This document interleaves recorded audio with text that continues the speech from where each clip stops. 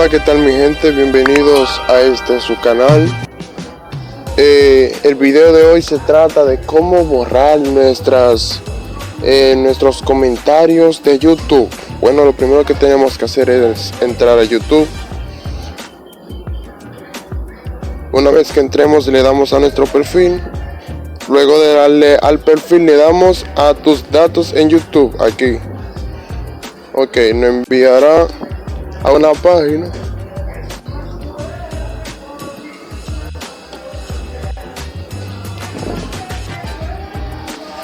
Una vez de que nos envíe a la página, le damos a más. Mantenemos presionado aquí donde dice un comentario, ahí. Le damos a revisar página aquí. Ok.